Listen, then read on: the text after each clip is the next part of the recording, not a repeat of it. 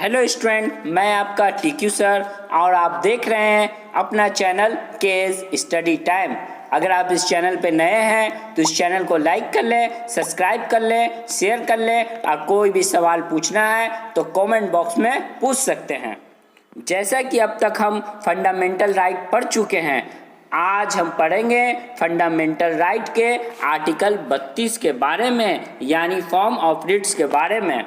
Article 32 form of Ritz ये constitution के part 3 में आता है और ये फंडामेंटल राइट का एक महत्वपूर्ण भाग है।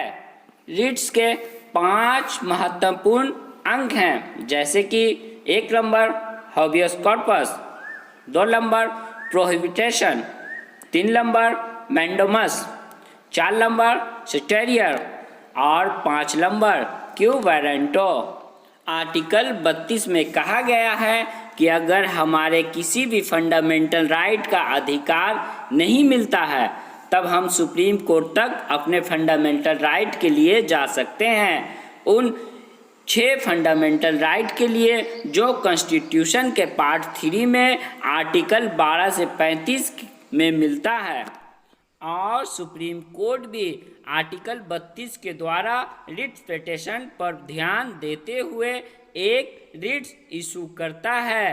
रिट्स मतलब के यानी ये एक प्रकार का ऑर्डर होता है, यानी हम कह सकते हैं कि आर्टिकल 32 हमारे फंडामेंटल राइट का सुरक्षा करता है और हमारे अधिकार को बनाए रखता है, क्योंकि बगैर फंडामेंटल राइट के मानव का जीवन शून्य के समान है।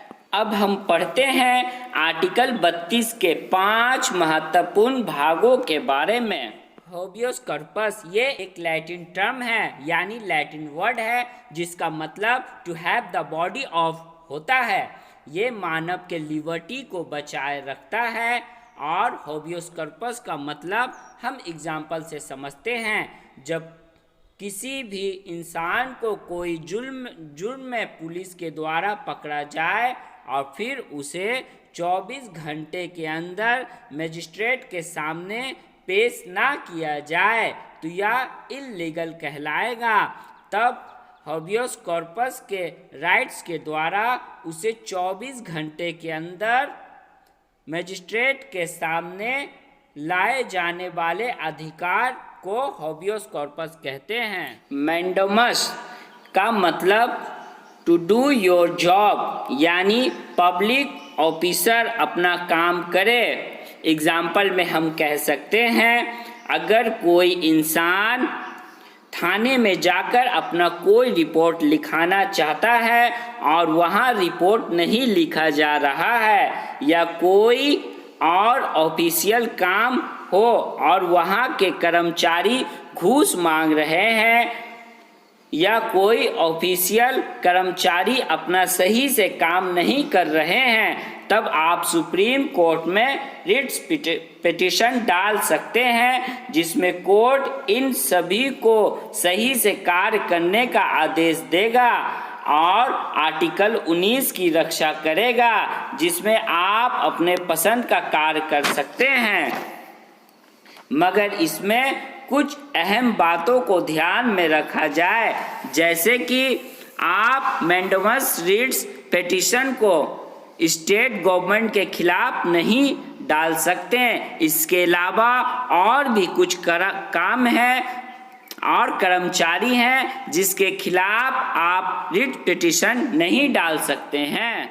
प्रोहिबिटेशन का मतलब टू फॉरबिड होता है। एग्जाम्पल में हम कह सकते हैं, जब लोअर कोर्ट अपने लिमिट के बाहर जाए, यानी एक ही फैसले को बार बार सुनाए और फिर उस केस को रीओपन किया जाए, तब सुप्रीम कोर्ट नोटिस के द्वारा लोअर कोर्ट को रोकेगा, यानी सुप्रीम कोर्ट प्रोहिबिटेशन रिट्स जारी कर देगी और उसे सावधान करेगी। स्टेरियर का मतलब प्रोड्यूस द सर्टिफिकेट होता है, यानी एग्जाम्पल में हम कह सकते हैं, अगर कोई फैसला हाई कोर्ट सुनाता है या फैसला सुनाने वाला हो और यह हाई कोर्ट में बहुत ज़्यादा केस हो और उससे थोड़ा वक्त ज़्यादा लगता हो, तब इन सब बातों को ध्यान में रखते हुए सुप्रीम कोर्ट हाई कोर्ट में स्टेरियर रिट्स लगा सकता है और कोई भी अपर कोर्ट लोअर कोर्ट के केस को अपने अंडर ले सकता है स्टेरियर लगाकर। इसे ही स्टेरियर कहते हैं।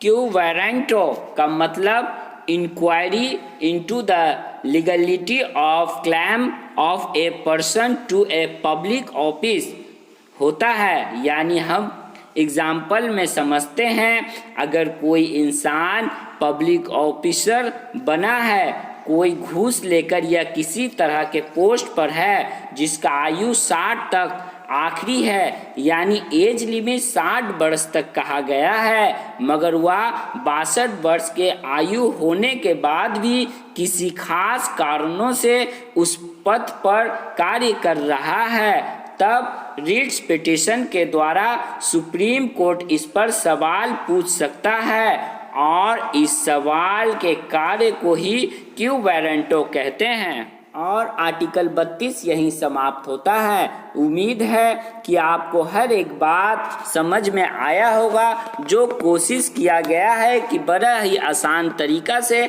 आपको समझाया जाए। Thank you for watching video.